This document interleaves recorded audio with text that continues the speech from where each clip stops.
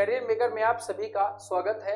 SSC की श्रृंखला के अंतर्गत आज हम हाजिर हैं अपने 25 नंबर के वीडियो को लेकर के। आशा है पुराने वीडियो आपको पसंद आ रहे होंगे और ये सीरीज आपको पसंद आ रही होगी। आने वाली एग्जाम में ये सीरीज आपके लिए काफी हद तक फायदेमंद होगी। ठीक है, यदि आपने हमारे पुराने वीडियोस नहीं देखे हैं तो हमारे करियर मेकर की प्लेलिस्ट में जाइए और प्लेलिस्ट में आपको लाइन से वीडियो मिलेंगे। इस जीके जीएस के वीडियोस के अलावा आपको हिंदी, रीजनिंग और मैथ के वीडियो भी लगातार मिल रहे होंगे। ठीक है, तो चलिए समय न बर्बाद करते हुए चलते हैं अपने प्रश्नों पर, देखते हैं प्रश्न क्या है। तो पूछा है पहला प्रश्न, कार्बन की परमाणु संख्या क्या है। कार्बन का एटॉमिक नंबर पूछा गया है कि कार्बन की परमाणु संख्या क्या है। तो पहली बात देखें, जो तत्व हैं, जो एलिमेंट्स हैं, जो तत्व हैं, एलिमेंट्स हैं, जो तो एलिमेंट्स को कहां पर रखा गया है, तत्वों को रखा गया है आधुनिक आवर्त सारणी में। आवर्त सारणी से पीरियडिक टेबल कहा जाता है। आवर्त सारणी में तत्वों को व्यवस्थित क्रम में रखा गया है और याद रखें आवर्त सारणी में वर्तमान में 118 तत्व हो चुके हैं। आवर्त सारणी में 118 तत्वों को रखा जा चुका है। एक ही बात ये याद रखें, जो शुरुआत की आवर्त सारणी दी थी तो आवर्त सारणी पहली बार देने वाले व्यक्ति का नाम है मेंडलीव। मेंडलीव ने आवर्त सारणी दी थी शुरुआत में, जब शुरुआत में तत्वों को व्यवस्थित किया गया था। लेकिन अगर मैं वर्तमान की बात करूं तो वर्तमान जो पीरियडिक टेबल है, वर्तमान जो आवर्त सारणी है वो देने वाले व्यक्ति का नाम है मोसले।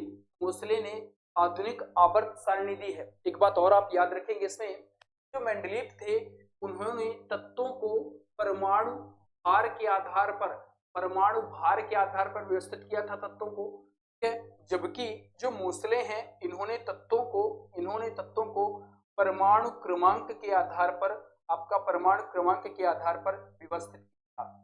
तो देखें जो तत्व है, तो तत्व आपके आवर्त सारणी में आपको मिलेंगे। तो आपसे पूछ रहा है कि कार्बन की का परमाणु संख्या क्या है, यानी कार्बन का नंबर कितना है। याद रखें hydrogen H, helium He, lithium Li, तीसरा है बेरिलियम Be, चौथा है बोरान B, पांचवा है और कार्बन C आपका 6वें नंबर का है। तो कार्बन की परमाणु संख्या है, कार्बन की जो परमाणु संख्या है वो है 6।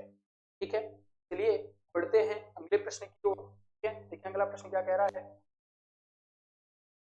निम्नलिखित में से किसने संवैधानिक उपचार के अधिकार को संविधान की आत्मा कहा है। ठीक है, तो संवैधानिक उपचार के अधिकार को संविधान की आत्मा किसने कहा है। तो ये याद रखें आर्टिकल 32 को डॉक्टर भीमराव अंबेडकर ने, यानी BR अम्बेडकर ने कहा है संविधान की आत्मा। ठीक है, आर्टिकल 32 को क्यों याद रखें, जो आपके भाग 3 है, भाग 3 में आपका मौलिक अधिकार मिलेंगे, आपको फंडामेंटल राइट्स मिलेंगे। तो मौलिक अधिकार आपके कौन से भाग में है, ये आपको मौलिक अधिकार मिलेंगे भाग 3। आर्टिकल 12 से लेकर के 35 तक की जो बातें हैं वो भाग 3 में आपको मिलेंगी मौलिक अधिकार। तो याद रखें जो मौलिक अधिकार हैं जो हमने अमेरिका के संविधान से लिए हैं, मौलिक अधिकार जो हैं अमेरिका के संविधान से लिए गए हैं। ठीक है, अगली बात ये है कि मौलिक अधिकार भाग 3 में मिलेंगे। तो याद रखें फंडामेंटल राइट्स यदि लागू नहीं हो रहे हैं तो आर्टिकल 32 आपको इतनी ताकत देता है कि आर्टिकल 32 के तहत आप सुप्रीम कोर्ट जा सकते हैं और सुप्रीम कोर्ट में शिकायत हो सकती है। ठीक है, इसीलिए डॉक्टर भीमराव अंबेडकर ने आर्टिकल 32 को, यानी संवैधानिक उपचारों के अधिनियम को, यानी आर्टिकल 32 को संविधान की क्या कहा है, आत्मा कहा है। ठीक है, तो इसका जो राइट आंसर है संविधान की आत्मा किसने कहा है, BR अम्बेडकर ने को कहा है, आर्टिकल 32 को कहा है। आर्टिकल 32 में क्या है, संवैधानिक उपचारों का अधिकार है। ठीक है, तो याद रखें और एक बात ये भी याद रखें कि आपका आर्टिकल 32 आपको सुप्रीम कोर्ट जाने की ताकत देता है, यानी सीधे सुप्रीम कोर्ट दिल्ली में आप जा सकते हैं कि आपके मौलिक अधिकारों को उल्लंघन होता है। और यदि आप दिल्ली जाएंगे तो आपको आर्टिकल 32 के तहत आपको यहाँ पर क्या मिलेंगी, यहाँ पर 5 रिटें मिलेंगी। 5 रिटें मिलेंगी, बंदी प्रत्यक्षीकरण, परमादेश, प्रतिषेध लेख, उत्प्रेषण, अधिकार परीक्षा, ये रिटें मिलेंगी, हैबियस कॉर्पस। ठीक है, ये सारी करके 5 रिटें मिल जाएंगी।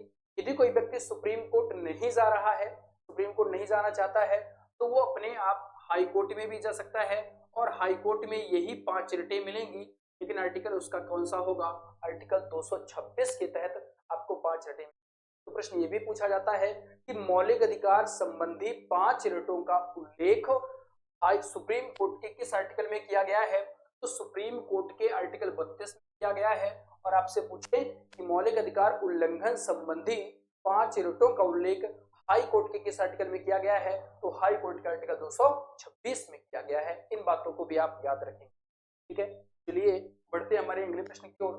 विधवा पुनर्विवाह का समर्थन करने वाले बंगाली समाज सुधारक और लेखक का नाम बताइए। तो आपके पास एक प्रश्न था विधवा पुनर्विवाह, ठीक है, विधवा पुनर्विवाह, ठीक है। जो विधवा पुनर्विवाह है तो आपका याद रखें विधवा पुनर्विवाह बात 1856 में हुई थी विधवा पुनर्विवाह की। और याद रखें विधवाओं का देखो अंग्रेजों ने अच्छे काम बुरे काम के साथ साथ अच्छे काम भी बहुत सारे किए हैं। भारत में विधवा विवाह चलता था, सती प्रथा चलता था, दास प्रथा चलती थी। ये सब क्या किया था, अंग्रेजों ने दूर करने का प्रयास किया था, इनको भी दूर किया है अंग्रेजों ने, ठीक है। तो अंग्रेजों के द्वारा किए गए अच्छे काम है। विधवाओं का विवाह नहीं होता था, एक बार क्या है पहले सती प्रथा चलता था, ठीक है। तो 1829 में आपका विलियम बेंटिंग ने राजा राम मोहन राय ने विलियम बेंटिंग के साथ मिलकर के 1829 में सती प्रथा को बैन कराया था। ये और बहुत अच्छा काम था, ठीक है। इसी तरह आपका विधवाओं का पुनर्विवाह करवाया था। याद रखें इसमें सबसे पहले आगे आए थे कौन, ईश्वरचंद्र विद्यासागर, जिन्होंने सबसे पहले अपने लड़के का ही विवाह विधवा से कराया था। तो और विधवा पुनर्विवाह को प्रोत्साहन दिया था ईश्वरचंद्र विद्यासागर ने। याद रखें विधवा पुनर्विवाह कब से चल रहा है, 1856 में विधवा पुनर्विवाह अधिनियम लाया गया था और इसकी शुरुआत ईश्वरचंद्र विद्यासागर ने की। इन बातों को भी आप याद रखें, ठीक है। बढ़ते हमारे अगले प्रश्न की ओर। देखिए अगला प्रश्न क्या कह रहा है, भारतीय डाक नेटवर्क विश्व में किस लिए प्रसिद्ध है। याद रखें जो डाक नेटवर्क है किस लिए प्रसिद्ध है, लिखा है यह सबसे छोटा डाक नेटवर्क है, गलत है, ठीक है। यह है सबसे पुराना डाक नेटवर्क है, ये भी नहीं है। यह सबसे सस्ता नेटवर्क है, ये भी नहीं है। यह सबसे बड़ा डाक नेटवर्क है। इसका राइट आंसर क्या होगा, जो भारतीय डाक नेटवर्क है यह सबसे बड़ा डाक नेटवर्क है, ठीक है। बढ़ते हमारे अगले प्रश्न की ओर। देखें अगला प्रश्न क्या कह रहा है, तो रंग्या एक दिवसीय मठ उत्सव है जो अरुणाचल प्रदेश की मोनपा जनजाति द्वारा मनाया जाता है। तो यहाँ पर 3 प्रश्न आपको मिलेंगे। एक पहली बात, एक उत्सव का नाम लिखा हुआ है, उस उत्सव का नाम है तुरंगिया। तो जो तुरंगिया उत्सव है, याद रखें ये जो है ये मोनपा जनजाति के द्वारा मनाया जाता है, मोनपा जनजाति के द्वारा मनाया जाता है। और कहाँ की मोनपा जनजाति, अरुणाचल प्रदेश की मोनपा जनजाति के द्वारा मनाया जाता है। अरुणाचल प्रदेश की मोनपा जनजाति के द्वारा ये उत्सव मनाया जाता है।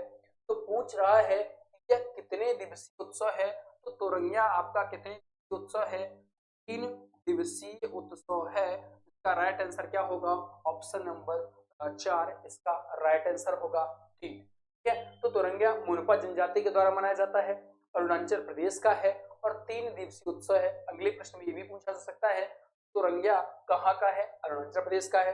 तुरंगिया किस जनजाति के द्वारा मनाया जाता है, मोनपा जनजाति के द्वारा मनाया जाता है। और तुरंगिया आपका कितने दिवसीय है, 3 दिवसीय उत्सव है। ये आप याद रखेंगे, जनजातीय उत्सव है ये। बढ़ते अगले प्रश्न की ओर। पेशेवर खेल के लिए टेनिस रैकेट की अधिकतम लंबाई कितनी होती है।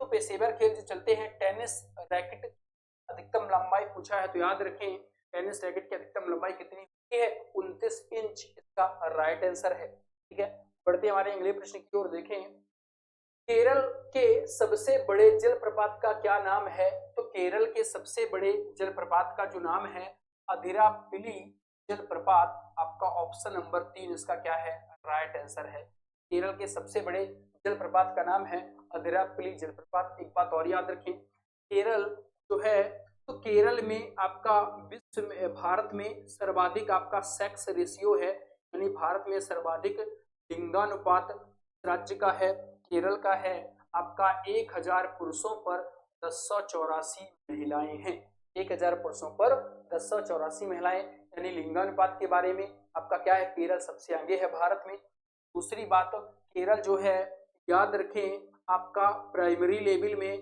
प्राथमिक शिक्षा आपका 95% प्राथमिक शिक्षा देने वाला भारत का पहला राज्य कौन सा है? केरल है भारत का पहला राज्य। अभी 2019 में आपका क्या है, जो कोरोना फैला था तो केरल ने ही सबसे पहले आपका क्या है, ये लॉकडाउन संबंधी ये सबसे पहले आपका केरल ने ही सबसे पहले लोगों को जागरूक करने का, ये लॉकडाउन संबंधी कार्य करवाने का सबसे पहला काम इन्होंने ही किया था। ठीक है, इस बातों को भी याद रखें। तो केरल का सबसे बड़ा जलप्रपात कौन सा है? अथिरापल्ली जलप्रपात आपका केरल का सबसे बड़ा जलप्रपात है। तो चलिए दोस्तों बढ़ते हैं अगले प्रश्न पर, देखते हैं बेंगलुरु टेक समिति 2022 का उद्घाटन किस किया था? याद रखें, बेंगलुरु टेक समिति 2022 का जो उद्घाटन है ये करने वाले कौन है? नरेंद्र मोदी, इसका क्या है राइट आंसर है। ठीक है, ये करंट का प्रश्न था उस टाइम पे। चलिए बढ़ते हैं अगले प्रश्न की ओर। इस पंचवर्षीय योजना का मुख्य फोकस भारी और बुनियादी उद्योगों का विकास तथा तीव्र औद्योगिकरण था। याद रखें, आपका फिर 5 ईयर प्लान से प्रश्न आया है पंचवर्षीय योजनाएं। ठीक है, तो याद रखें ऐसा कोई भी सेट नहीं था जहां पर पंचवर्षीय योजनाएं से कोई प्रश्न ना रहा हो। तो याद रखें पंचवर्षीय योजनाएं जो हैं, कुछ बातें याद रखें, जैसे पंचवर्षीय योजनाएं किसकी देन है? रूस की देन है। भारत को किसकी, भारत में किसकी पंचवर्षीय योजनाएं दी है? रूस की देन है। दूसरी बात, पंचवर्षीय योजनाएं जो है ये 5 ईयर प्लान है, इसमें आपका कितनी योजनाएं आ चुकी हैं? 12 पंचवर्षीय योजनाएं कंप्लीट हो चुकी है। जो पहली पंचवर्षीय योजना है, तो पहली पंचवर्षीय योजना की जो शुरुआत है वो 1951 से होती है। पहली पंचवर्षीय योजना 1951 से 56, दूसरी 56 से 61, 61 से 66, फिर 66 से 69 तक योजना अवकाश था। चौथी 69 से 74, फिर 74 से 78, फिर 78 से 80 में योजना अवकाश था। अगली क्या है 80 से 85। ऐसी भारत में 12 पंचवर्षीय योजनाएं पूरी हो चुकी हैं। और 12वीं पंचवर्षीय योजना का जो कार्यकाल था वो था 2012 से 2017। ये 12वीं पंचवर्षीय योजना का क्या था? कार्यकाल था। ठीक है, दूसरी बात आप ये भी याद रखें, जो पंचवर्षीय योजनाएं हैं, ठीक है, तो पहली पंचवर्षीय योजना जो थी ये हेराल्ड डोमर मॉडल पर आधारित थी। पहली पंचवर्षीय योजना हेराल्ड डोमर मॉडल पर आधारित थी। तरह पंचवर्षीय योजना जो थी ये महालनोबिस मॉडल पर आधारित थी। महालनोबिस मॉडल पर आधारित थी। और कुछ बात ये याद रखें कि पहली पंचवर्षीय योजना जो है इसमें कृषि को प्राथमिकता दी गई थी। दूसरी पंचवर्षीय योजना में इंडस्ट्री यानी उद्योगों को प्राथमिकता दी गई थी। और जो तीसरी पंचवर्षीय योजना है इसमें सिंचाई को प्राथमिकता दी गई थी। ये प्रश्न भी आप याद रखें। इसी तरह पांचवी पंचवर्षीय योजना में गरीबी हटाओ का नारा दिया गया था।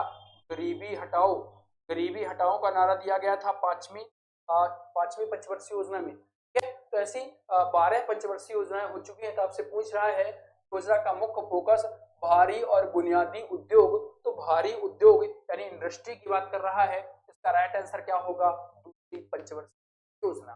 ठीक है, इन बातों को भी आप याद रखेंगे। ठीक है, बढ़ते हैं हमारे अगले प्रश्न की ओर। देखें, मौर्योत्तर काल में वे पुरुष और महिलाएं थे जिनके पास जमीनें नहीं।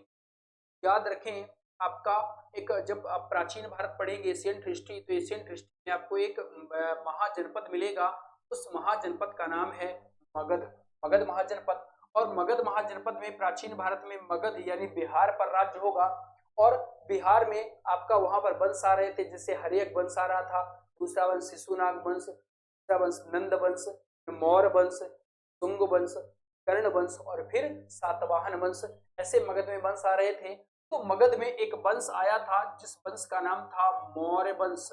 मौर्य वंश मगध का था और मौर्य वंश के संस्थापक का नाम था चंद्रगुप्त मौर्य। चंद्रगुप्त मौर्य आपका क्या था? ये मौर्य वंश का संस्थापक था। ठीक है, चंद्रगुप्त मौर्य, फिर बिंदुसार, फिर अशोक, ऐसे करके मौर्य वंश चलता रहा है। ठीक है, तो चंद्रगुप्त मौर्य, और एक बात ये भी याद रखें कि जो मौर्य वंश था तो मौर्य वंश आपका 137 वर्षों तक चला है। और मौर्य वंश का अंतिम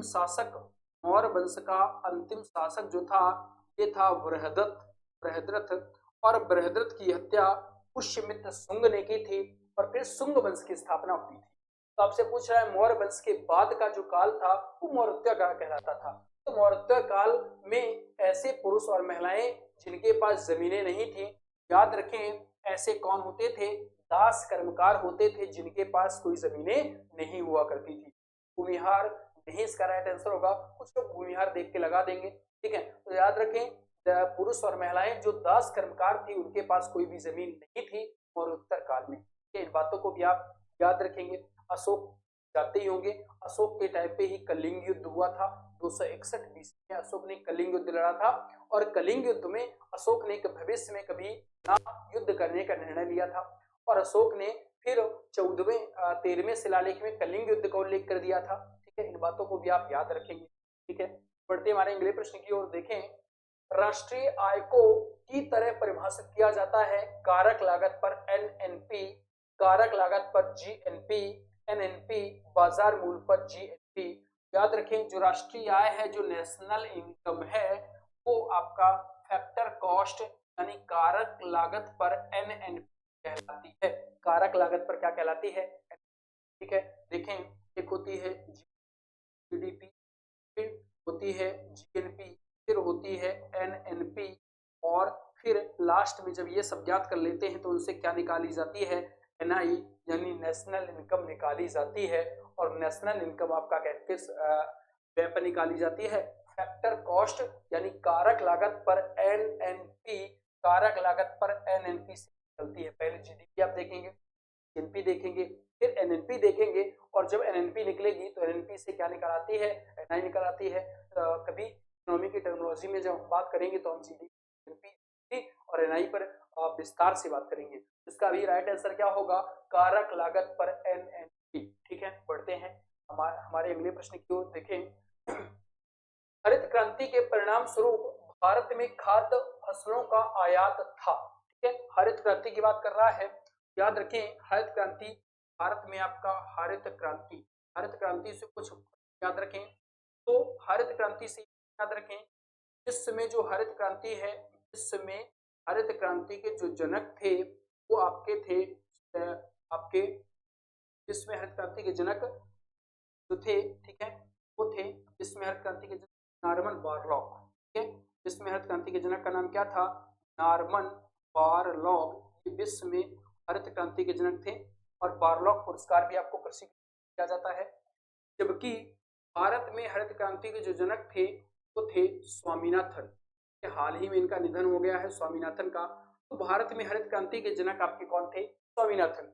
और जो भारत में हरित क्रांति है वो 1960 से 1970 के दशक में आई थी और इसका जो तीव्र विकास है ये आपका क्या हुआ है? 1966 में आपका हरित क्रांति का तीव्र गति से हरित क्रांति चल रही थी और हरित क्रांति से आपका गेहूं के उत्पादन में बहुत तीव्र गति से वृद्धि हुई थी और भारत पहली बार इसमें उन्नत किस्म के बीजों का प्रयोग किया गया था। बहुत अच्छी किस्म के आपका क्या है बीजों का हमने प्रयोग किया था और अच्छी किस्म के बीजों का प्रयोग करने के दौरान भारत में अनाज उत्पादन में बहुत तीव्रता से वृद्धि हुई थी और भारत पहली बार आपका खाद्यान्न उत्पादन में क्या बना था?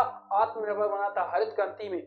और हरित क्रांति के जरिए ही भारत आपका क्या हुआ था? जब पहली बार खाद्यान्नों में आत्मनिर्भर हो गया भारत और पहली बार हरित क्रांति में ही भारत से खाद्यान्न विदेशों के लिए क्या हुआ था? निर्यात हुआ।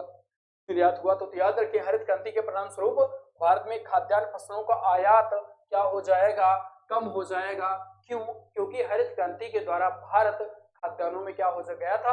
आत्मनिर्भर हुआ था और भारत से पहली बार अनाज विदेशों को क्या हुआ था? निर्यात हुआ था। इन बातों को भी आप याद रखेंगे। बढ़ते अगले प्रश्न की ओर। जनगणना 2011 के अनुसार देश का दूसरा सबसे कम जनसंख्या वाला राज्य कौन सा है? याद रखें, 2011 के अनुसार पूछ रहा है सेंसस और पूछ रहा है दूसरा सबसे कम जनसंख्या वाला। याद रखें 2011। तो जनगणना से आप कुछ प्रश्न याद रखें, जैसे जनगणना जो सेंसन है, जनगणना आपका किस सूची का विषय है? पहली बात, जनगणना संघ सूची का विषय है। संघ सूची का विषय है मतलब जनगणना राज्य के द्वारा नहीं कराई जाती है, केंद्र सरकार के द्वारा कराई जाती है। और जो जनगणना है प्रत्येक 10 वर्ष में आपका हर 10-10 साल में क्या होती है? सेंसन होती है। भारत में अंतिम जनगणना आपका कब हुई है? 2011 में हुई है। 2021 में होनी थी लेकिन कोविड के कारण आपका जनसंख्या नहीं हो पाई है। तो वही प्रश्न आपका क्या हो रहा है? 2000 आपका 10 के हिसाब से प्रश्न, 2011 के हिसाब से प्रश्न तो पूछ रहा है दूसरा सबसे कम जनसंख्या वाला, तो याद रखें भारत का दूसरा सबसे कम जनसंख्या कहां पर है, मिजोरम है, जबकि सिक्किम में आपका भारत की सबसे कम जनसंख्या है। तो पहला सबसे कम जनसंख्या में कौन है, सिक्किम है, जबकि दूसरा पूछा है सबसे कम जनसंख्या कहाँ की है, मिजोरम की दूसरी सबसे कम संख्या है। भारत में सबसे ज्यादा जनसंख्या कहाँ पर है, उत्तर प्रदेश की सबसे ज्यादा जनसंख्या है भारत में, लगभग 1 करोड़ के समथिंग है, मध्य प्रदेश की 7 करोड़ के समथिंग है। इन बातों को भी आप याद रखेंगे। बढ़ते हैं अगले प्रश्न की ओर। अटलांटा के मेयर ने किस नृत्य गुरु के सम्मान में 3 नवंबर 1994 को कुचिपुड़ी नृत्य नाट्य दिवस घोषित करने का निर्णय लिया। याद रखें आपका ये बात कर रहा है कुचिपुड़ी आपका कुचिपुड़ी नाट्य दिवस की। तो कुचिपुड़ी नाट्य दिवस आपका कब मनाया जाता है, ये प्रश्न भी आ सकता है। याद रखें आपका 3 नवंबर को मनाया जाता है और कब से मनाया जा रहा है, 1994 से ये मनाया जा रहा है। दूसरा, इस शुरुआत करवाने वाले व्यक्ति कौन है, ये प्रश्न लिखा हुआ है अटलांटा के मेयर। अटलांटा के मेयर ने इसकी क्या करवाई थी, शुरुआत करवाई थी। तो पूछ रहा है किसके सम्मान में ऐसा करने का निर्णय लिया गया था। तो याद रखें विपत्ति चिन्ना सत्यम, इनके आपका सम्मान में पहली बार आपका क्या हुआ था, कुचिपुड़ी नाट्य दिवस मनाने की आपका क्या हुआ था, घोषणा हो पाई थी। चलिए बढ़ते हमारे अगले प्रश्न की ओर। कुचिपुड़ी आंध्र प्रदेश का लोक नृत्य है, ये भी आप याद रखेंगे। भारत के किस केंद्रीय मंत्री ने 2022 में transport for all challenge stage 2 का शुभारंभ किया था। इसका सीधा सीधा आंसर क्या है, हरदीप पुरी इसका राइट आंसर है। ठीक है, बढ़ते हमारे अगले प्रश्न की ओर। देखें भारतीय जिम्नास्ट दीपा कर्माकर ने किस वर्ष ओलंपिक में भाग लिया था। तो याद रखें दीपा कर्माकर बहुत फेमस हुई थी जब वो आपका जिम्नास्टिक में 2016 में आई थी। इसका राइट आंसर क्या है, 2016। ठीक है, बढ़ते हमारे अगले प्रश्न की ओर। आयरन की कमी से क्या होता है, तो आयरन की कमी से आपका क्या हो जाता है, एनीमिया रोग हो जाता है, जिसमें ब्लड की आपका क्या हो जाती है, कमी हो जाती है। प्रोटीन की कमी से क्वाशियोरकर रोग हो जाता है। आयोडीन की कमी से आपका आयोडीन की कमी से घेंगा रोग हो जाता है। तो थायराइड ग्रंथि इसमें क्या होती है, थायराइड ग्रंथि में सूजन आ जाती है, थायराइड ग्रंथि में सूजन आ जाती है।